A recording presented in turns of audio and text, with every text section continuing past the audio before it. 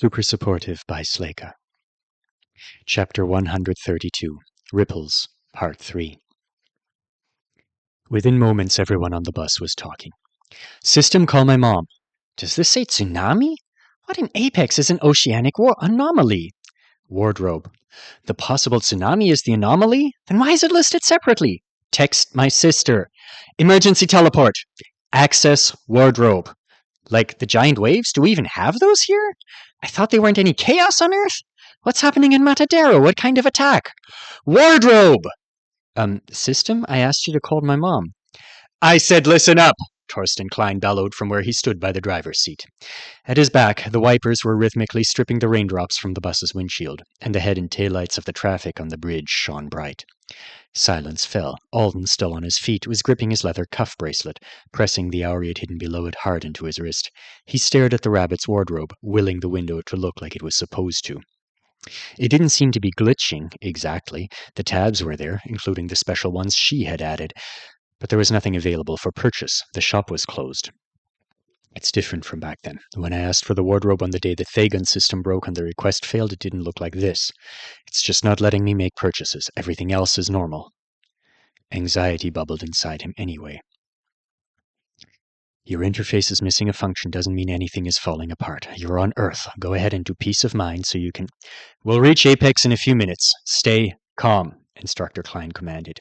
Don't panic about your calls not going through. Mine aren't either. The system is obviously busy right now. I'm sure we can expect more information soon.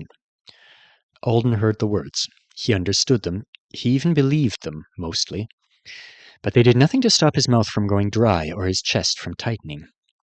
He wanted to climb out the window and run away. He wanted to crawl under one of the seats and hide. He wanted to be summoned immediately to anywhere where his connection to the system looked completely, 100% normal. It's fine. Klein's here. This is a bus full of high ranks. There are worse places to be. Calm down. A hand shot up near the front of the bus. Not right now, Jupiter. Let me finish talking. Klein's demeanor was composed. During an emergency, keep your wits about you. Don't throw your powers at problems unless you need to in order to keep yourself or someone else safe. Pay attention to instructions from the authorities, from the system, and in the absence of those instructions from those two sources, pay attention to me. His gaze landed on each of them in turn, calm and piercing at once. I don't know any more about what's going on than you all do. I'm sure information will be coming to our interfaces shortly. If I learn something else, I'll let you know. For now, I expect you all to behave like this is a serious matter, and you are serious young men and women. No more translation, a voice said quietly. It was Ignacio, looking unnecessarily embarrassed about admitting he didn't understand all of what Klein was saying. Spanish was his first language, and if Alden remembered right, he spoke Hindi as well. Even translation is broken now, Mehdi said. That seems bad. It's not broken, Alden said forcefully. The system is just busy. It's not going to break. Mehdi turned to him with arched brows. Will someone buddy up with Ignacio and translate for him? Klein asked. I'll do it, said Jupiter, springing out of her seat. But, Instructor, shouldn't we turn around? Before Klein could answer, she went on. We're almost at the halfway marker, but it's a slightly shorter distance back to F-City, and they have more safe harbor locations, don't they? Isn't there a building near the end of the bridge that's supposed to be an emergency shelter? Yes, said Mehdi, rising to his feet. My family lives near there. My mother's always complaining about how ugly it is, like a windowless fortress. We should go. There were murmurs of agreement from a few people. Klein shook his head. We're already northbound. We have shelters in Apex, too, if we need to get to one. You also have to think about the responsibility of being, well, there are other reasons for heading in this direction. The main one is that the system indicated we should head to high ground quickly, and U-turning a bus on the span will cause traffic problems and ultimately slow us down. Other people don't seem to know that, said Cohn, leaning over Everly to stare out the window. Once his attention was called to it, Alden realized it was true. The sounds of horns honking and people shouting filled the gaps in between the sirens' wails. There were 4 lanes on the span, 2 headed north, 2 south. Cyclists and foot traffic that traveled below certain speeds could use the span trail, a jogging path that hung just below the level of the roadway from the western side of the bridge, like a shelf. Behind Instructor Klein, the traffic, which had been on the heavy side but still steadily flowing in both directions, was shifting now. Motorcycles and mopeds were changing direction everywhere, and a small black car in one of the southbound lanes suddenly shot forward. Finlay swore, to yet let out an alarmed "eep." An instant before the car should have collided with the back of a bi-wheel traffic in front of it, it lifted off the ground and went over the other vehicles instead, presumably thanks to the skills or spells of the driver or passenger, since it didn't look right made. At least it didn't look like it was made by a right who'd known what they were doing. The car barely cleared the heads of the nearest drivers. Some of them actually ducked. Alden whipped around to watch it go just enough height for its tires to skim the top of a city bus. "Stupidity like that," Instructor Klein intoned, pointing at the car, "is exactly the sort of behavior I expect you all to avoid. That person clearly doesn't know how to fly a vehicle. Therefore, they should not be flying a vehicle. If they don't kill themselves or someone else, they'll exhaust their magic. They'll create havoc for everyone around them." The CNH bus had already been slow thanks to the shifting traffic. Now it jerked as the brakes brought them to a full halt. Alden swayed on his feet. Before anyone could even comment on the fact they'd stopped, new system messages started rolling in. Disaster advisory. All disaster alerts remain in effect. Global advisory. Due to an emergent situation affecting an area and population within the purview of the triplanetary government, non-essential contract services on Earth have been halted. Requests for information will be answered once normal function has resumed. Disaster advisory. Local damage mitigation efforts are in progress. The emergency teleportation allotment for Anesidora has been increased, but all personal requests for teleportation will be ignored. Your teleportation priority will be assigned to you shortly and may be adjusted at any time. Disaster update. Attack on Matadero confirmed. Disaster alert. Oceanic anomalies imminent. "What the hell is happening on Matadero?" Mehdi muttered. Matadero. I was supposed to be going there tomorrow. Oh no. Alden looked at Haoyu, sitting on the seat right behind him by the window. His dark brown eyes were fixed on the space in front of his nose. Alden couldn't tell if he was staring at his interface or the seat back. His face, usually so cheerful, always so expressive even when the expression was a lie for the sake of one of his jokes, was blank. "Haoyu," Lexi said quietly. "I'm sure—" "What are you sure about?"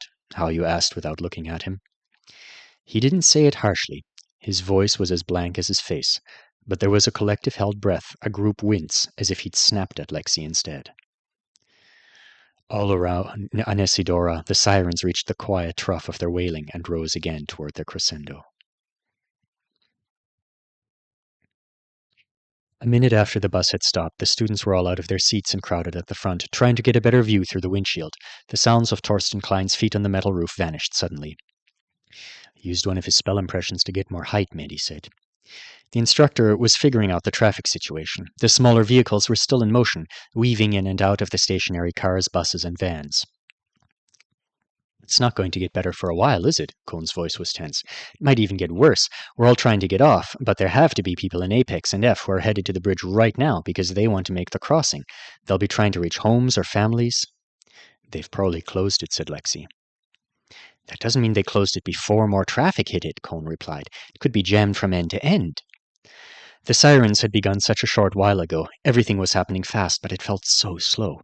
The word imminent was burned into Alden's eyes. He'd expanded the last disaster notice and frozen it there, rather than swiping it away. It was proof that the system was here and doing stuff. He wanted that proof even more than he wanted clear vision. It couldn't tell us how imminent? It couldn't define oceanic anomalies, even a little? His brain fed him images of demonized fish swimming through the sea, crashing into the supports that held the bridge, poking them full of holes, transforming them into sand. Knock it off. If the system meant demons, it would have said demons. It's not like it doesn't know the frickin' word. And there was no chaos here, yet. Alden was on high alert, in more ways than one, actively paying attention, waiting for the first brush of something against himself that was antithetical to its existence. It wasn't there. Not even that more nebulous sensation of being watched, of having your privacy violated, that he'd felt the first time chaos had touched him. The world around him felt normal right now.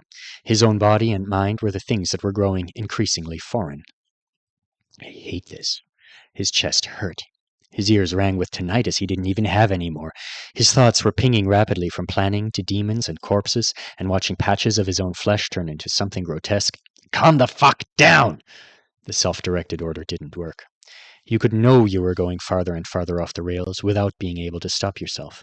Your head could be reminding you that you were normally capable of logical assessment, could be in the act of trying to do logical assessment, while at the same time, some wounded animal inside you ripped into every rational notion you had before it could gain traction. I hate this so much. He wondered if he was acting weird in addition to feeling weird. He was just standing quietly at the back of the group while the others looked out the windshield.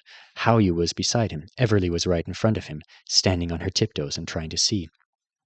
He assumed he seemed all right to them, like he was paying attention to their conversation about Klein, the alerts, and the people on the bridge who were starting to behave badly. A man had just abandoned his car on the highway and taken off on foot.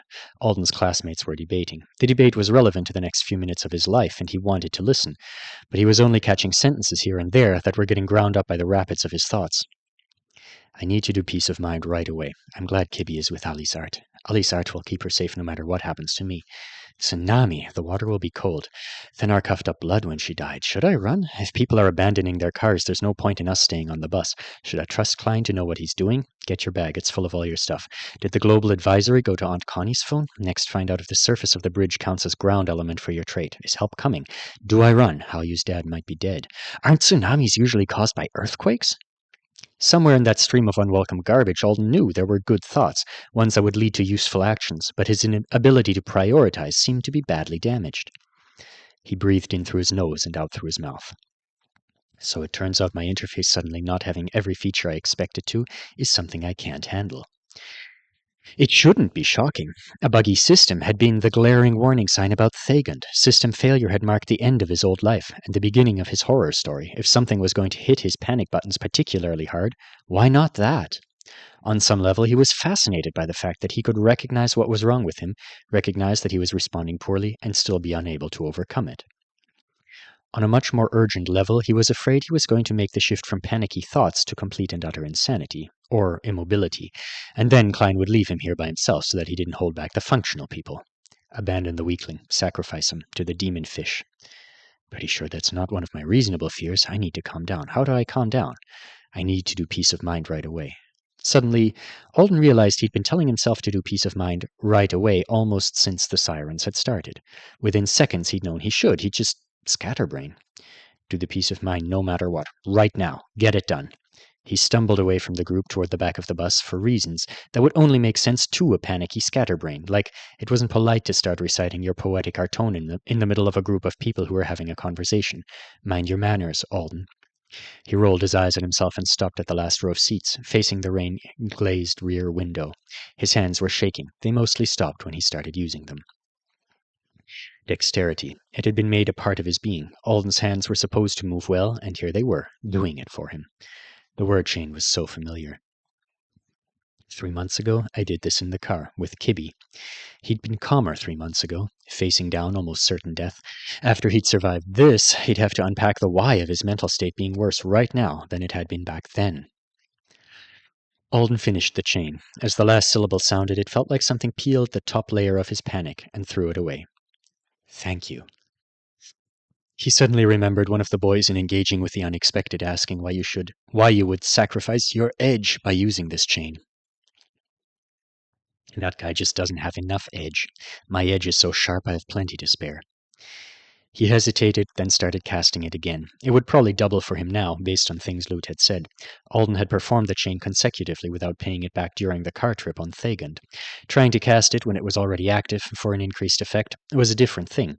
But it was a super healthy chain, he'd practiced it a lot, his form was perfect, and he was an avowed. To his relief, it worked. His edge dulled a little more. Now the new one. He wove his hands through the patterns for the chain he'd used earlier today. Mastery over his body would be extremely welcome, but when he reached the end, nothing happened. I said it a lot faster than usual. Nerves. Was that the problem? It was a much more powerful chain, shorter snapback time frame, harder to cast. It was less familiar to him, and he was already holding debt for it. Maybe Alden just couldn't call on it again with all those things working against him. He dried sweaty palms on the front of his shirt. I'm tempted to go for a triple peace of mind. He lowered his hands instead. He was calm enough to know that the urge was probably an overreaction. He wanted to be able to focus through his tension, not take it so far that he placidly let a giant wave carry him out to sea. I'm about in the right emotional place now. The sirens were still making him anxious. He was afraid. But he was no longer so anxious and afraid that he couldn't decide what to do. Bag. He strode back to his seat and grabbed his messenger bag. His finger brushed over the medallion on the clasp, and he felt the familiar authority prick of it, identifying its owner. Good bag. He had 2 ponchos still in their packaging, a temper sphere, a carabiner, and 100 feet of tightly coiled paracord. It was just the normal stuff he'd been playing around with during breaks lately. He didn't even have the fancy survival cord he'd been using in gym today because he'd thought he was going to the mall to have fun, damn it, and he hadn't swapped out his daily supplies for apocalypse supplies. The apocalypse supplies were supposed to go in his apocalypse bag months from now, when he was due to be summoned, so that he could be a vastly over-prepared cocktail party waiter. I thought I was too paranoid. Ha! Clearly, I am not paranoid enough. He also had his Artonin-made tablet, a stylus, a pack of origami paper, and one of those cookie dough protein bars, completely squashed because it was nasty and he just left it in the bottom of his bag to be abused. And, finally, a pile of lavender sachets. He'd recently embarked on a plan to deposit his excess supply of the things in places where poor, lavenderless people might appreciate them, so that he could ditch them without feeling wasteful. If some of the classrooms and restaurants on campus suddenly smelled better than others, was anyone going to mind? He dug the sachets out and tossed them toward the back of the bus. No, not dying because I was weighed down by a few extra ounces of dried flowers. He considered tossing other things, but he could think of uses for most of them, so he didn't. Granted, he couldn't think of many uses for them that would be relevant if he fell into the ocean. Maybe he could inflate a poncho and use it as a float or something. The only other things he had were his clothes, a green plaid shirt, t-shirt underneath, a blinky checker in the front pocket of his jeans. He dug his hand into the pocket. Sure enough, his opposite was merely chaining in response to his earlier chains. Alden watched the opposite stone glow for a second, then tucked it away again. You all right? The whispered question came from Haoyu. He'd separated from the others who were... Oh, okay, so that's happening. They were watching Klein, who was way out in front of them now. He was high above the traffic, clinging to one of the spell-created effects he used to rapidly shift his position sometimes when they were in the gym. The spells made invisible blocks that only he could touch. He could cast quite a few of them, but they didn't last very long at all. The instructor had a high-powered flashlight in his free hand. Alden's memory for the fine details of the past few minutes weren't great, so he didn't know if Klein had taken the light from the bus or grabbed it from a vehicle on the ground. He was flicking it on and off up there. Morse code. We're at that point. I'm fine, Alden told Haoyu. Word chained myself into being something more like fine anyway. I guess you noticed? Are you all right? Returning the question in this case seemed wrong. There were system notifications flashing in their eyes that said Haoyu's dad was under attack. Will you entrust me with my bag? He asked instead. Haoyu nodded, but then he said, That requirement makes your skill so much less useful, it's strange. If you didn't have someone else with you, you'd be helpless. He was still talking in a slightly off voice. Alden had the impression he'd lost a personal filter or 3. I know. He decided not to comment on the uncharacteristic bluntness of the comment. I've thought about it a lot. What's Klein doing? We're not sure. The answer came a second later, in the form of lights going up in the air ahead of them. A flare sizzled. A large beam flashed its own Morse code. An illusion of a traffic signal shone red, and all of them were blurred by rain. Alden looked out the back window to see a string of similar communications flying into the air behind him. He didn't understand all of them. Someone was in the air back there, just waving glow sticks with abandon. But the bulk of the information was clear. Traffic stopped everywhere, Maricel said into the quiet. Klein was swinging down from his perch, heading back toward them. Looks like we'll be running, thought Alden. The instructor returned to the bus with a tall young woman who was pushing a bicycle. Alden and most of the others met them on the pavement, their belongings already in hand. We have a plan, Klein said, sounding unhappy about it. This is Dee from our uni program, adjuster, ranged blasting spells. So useful right now. Dee gave them all a wave. She'll be accompanying us. We're running. Finlay. He stared at the speedster. Finlay looked a little wild-eyed. Everyone did. Can you safely make your way on your own? Finlay's head jerked up. Yes? You don't have to. No, I can. Can get myself back to campus or wherever the system tells me to go. No trouble. You have to watch out for people being idiots. More so than usual, Klein warned. I'll be fine.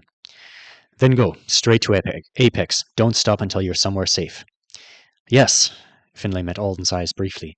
Good luck? Good luck, Alden said. Everyone repeated it in voices showcasing a range of emotions from stiff with nerves to forcefully cheerful. See you back at school. Soon. Really soon, Finlay said. He took off. Stop turning around to look at us, Klein bellowed after him. Eyes in front of you. Can I go? Tiet was gripping her bright yellow purse tightly. She was keeping her dart case in there. One of my sisters lives on the Apex side with my nephews. She might need help. I'm not tired. I can make it. Klein glanced down at her shoes. She was wearing ballet flats.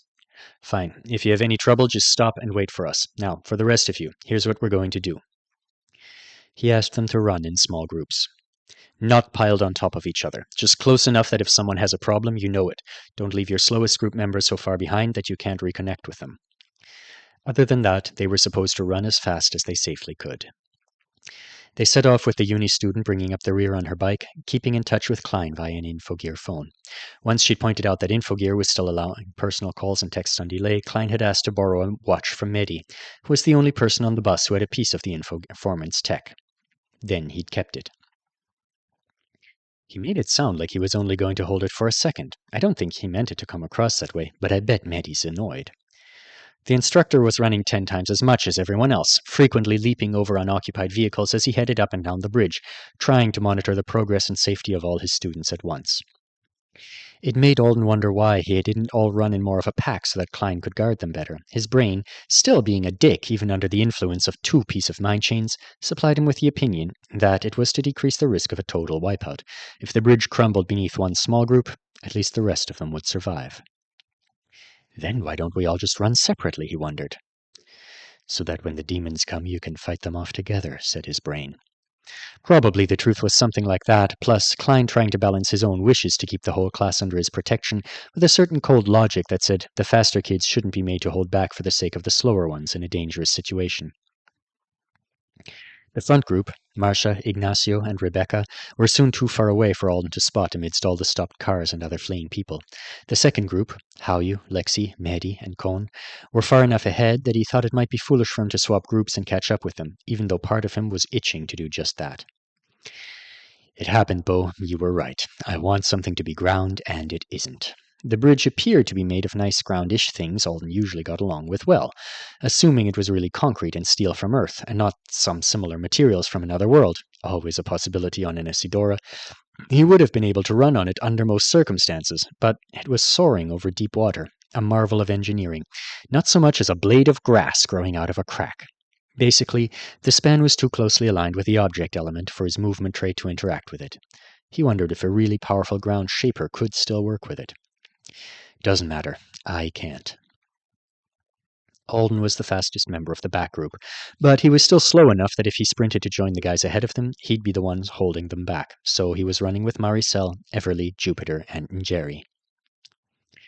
Jupiter had requested that the system use her foundational enhancement points to increase her sense of smell. Alden was going to have to ask her why she'd done a thing like that when they were all out of this. They'd been running for about 3 minutes. The rain wasn't heavy, but it was so windy on top of the bridge that his nose and cheeks were going numb. Or maybe that was from the cold. He was grateful for his ponchos. One was still safely tucked in his entrusted bag in case he needed armor later. He was wearing the other one to keep himself dry.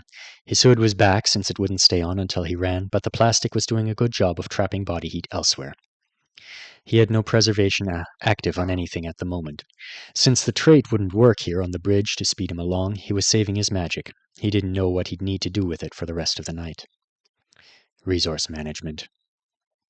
He was pissed that traffic had stopped the bus, but he was glad that the bridge wasn't completely empty at the same time. This could have been an even creepier spot than it was at the moment. The ocean stretched to either side of them. It was so dark out here, and Alden so blinded by the street lamps that lined the bridge that he couldn't really make out much.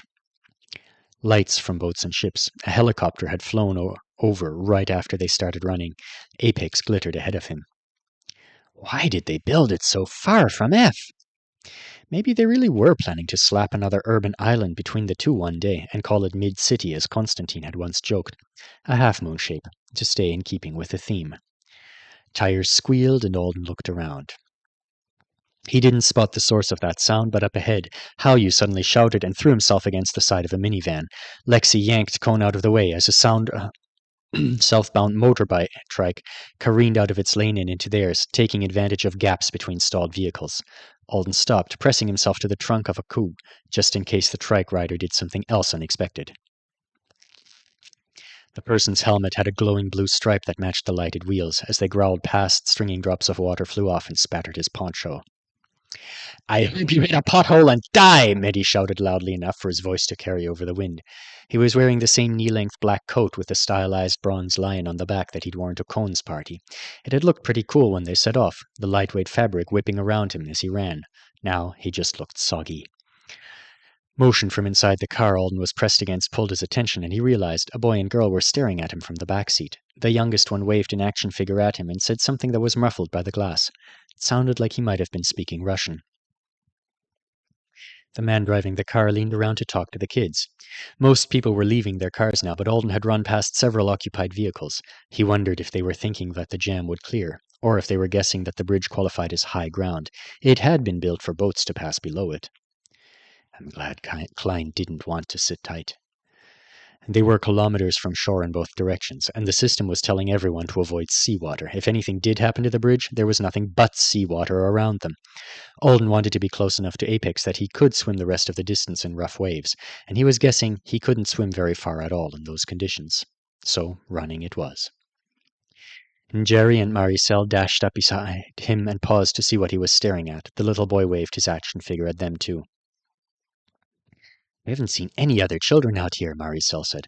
"Not one's much younger than us. He's the same age as one of my brothers." This late at night, even on a weekend, most little kids would be at home in bed. The boy looked around 5 or 6. The girl wasn't much older. "Should we offer to—" Alden trailed off. "Oh my God, the chaos!" "Do you need help?" Maricel was calling through the back window. "If there's a corruption incident here, what happens to the kids?" They weren't avowed, but most of them would be, and if affixation was something that protected vulnerable people from chaos— The passenger window rolled down. "They will teleport soon, very soon," the driver said, motioning them all onwards with his arm. "Go, go!" The churning in Alden's guts quieted at that. Relieved in more ways than one, he set off again. The system's moving the kids somewhere safe first. The dad was just waiting with them until it happened. The system was functional. Everything was going to be fine. Alden and his group had made it nearly half the distance when new system updates appeared. Disaster update. Oceanic anomalies may occur in your location soon. Evacuate watercraft. Move inland. Tsunami-like incursions of water remain possible. Analysis of likely outcomes is still underway. Before Alden could make any guesses about what all of that meant, he received the next notice.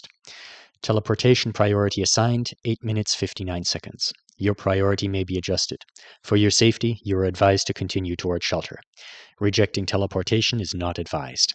Yes, thought Alden. Yes, yes, yes.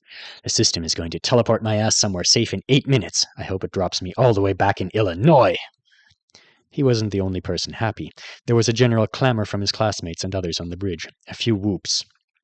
And at least one enraged shout of, "An hour and 18 minutes?" from a guy standing in front of his car holding an umbrella. That does seem really long. The guy would definitely make it somewhere safe on his own 2 feet before then, right? As long as he actually moved them instead of standing around. Does the system deprioritize you if you're not making an effort? It was an odd thought, and it seemed unlikely, but just in case, Alden was going to keep moving forward effortfully. Klein was coming toward him from one of his checks, running between cars and occasionally bounding over them. "I'm good," Alden called. Usually that was all the instructor wanted to hear. He hadn't stopped moving since they left the bus. But now he fell into step beside Alden, who suddenly had the bizarre impression that Klein was running in slow motion, even though the two of them were going the same speed. "He's been flying all over the place so much I forgot he could move slower." "Are you all right to pick up the pace?" Klein asked. Yes. Alden was running, but it was a very comfortable run. "Our tail's getting long here. Front group's way ahead. I'm going to carry some people forward past the next group. You'll be at the back for a couple of minutes with Dee. She'll loan you the bike so you can catch up to us. Give it to Jupiter when you reach her. Dee will catch up on foot." "I'll do it."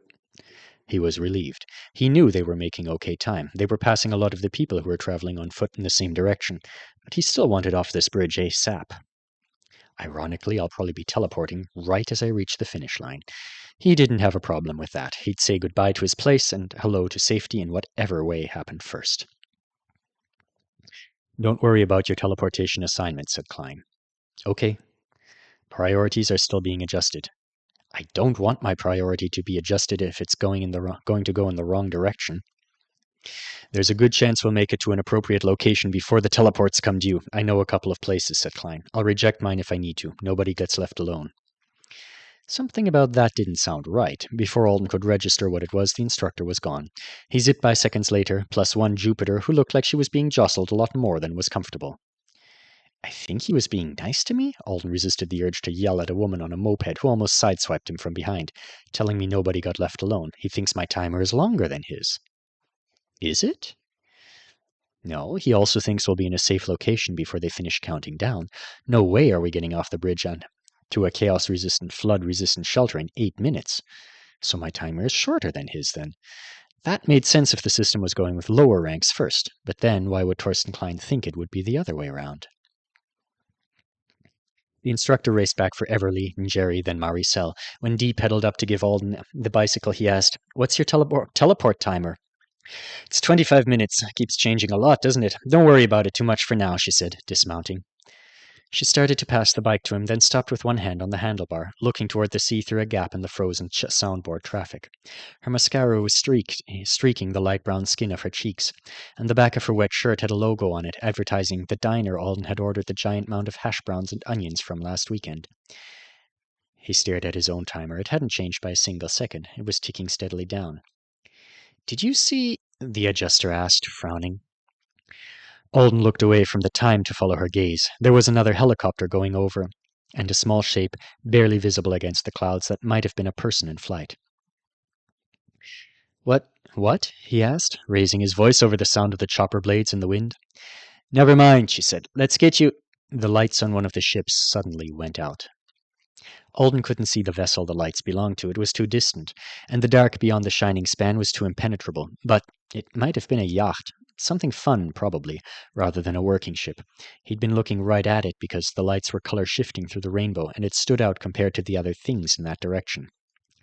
"Did you see a boat disappear?" Alden asked. Maybe they had a power outage," she said. "Let's not stand around." Alden threw a leg over the bicycle. As his sneaker hit the ground on the other side, the bridge shuddered below his feet. It wasn't a big shudder, but the bridge had been solid and immovable until just now. His hands tightened on the bars. His heart rate, already fast, kicked into new gear. They both looked at each other. "I don't think that was a power outage," said Alden. The bridge shuddered again. The lights of another boat, a much smaller one speeding toward Apex, winked out. "I swear it just went down, but boats can't sink that fast, can they?" "Ride!" shouted Dee. "Go!" He took off. She took off. Around them, people who had been waiting in cars or opting for more leisurely jogging pace than a bunch of high-ranked teens started to run, too. A van door swung open right in front of Alden, and he almost lost control of the bicycle as he dodged around it. Fuck, I don't want to fall into the Pacific with tons of rubble. Was the bridge still shaking? He didn't know. Maybe it would feel different on a bike. The wind was in his ears. Someone was screaming in Chinese. There was a sharp crash from behind him that had to be a vehicle hitting another vehicle. And then the water came. It wasn't a tsunami. It wasn't even tsunami-like. And the giant Hollywood-style killer wave his asshole brain had been picturing was definitely nowhere to be seen. Alden saw the magical phenomenon happening with his own eyes and failed to understand it until he was already at its mercy. The ocean, bubbling and swirling in a way that looked otherworldly, crept over the concrete barriers that formed the sides of the bridge. It crawled across the lanes and spiraled up the columns of the lampposts. It was 1 inch deep, 2 inches, a foot in an instant. Alden managed to jump off the bicycle instead of falling, but there was nowhere to go. He threw himself onto the hood of the nearest car, barely registering the fact that others were doing the same all around him. And then the bridge dropped. He shouted as the car disappeared from below him briefly, and then he was slamming down onto the hood again, staring up at the twinkling light of some brave drone or distant star as the water started behaving like water once more. It suddenly fell away from all the pillars that supported the span with a mighty crash. A mass of liquid released its grip on the lamp over Alden's head. So much water had gathered up there in just a few heartbeats that when it fell on him it was more like a blow than a splash. The bridge almost felt like it was swaying, Or maybe he was just disoriented. He'd heard at least one loud crack split the night. Am I falling? Are we sinking? He felt like it took him forever to figure out that neither of those things was happening at this particular moment. According to his teleport timer, only seconds had passed. Disaster update. Oceanic anomalies confirmed.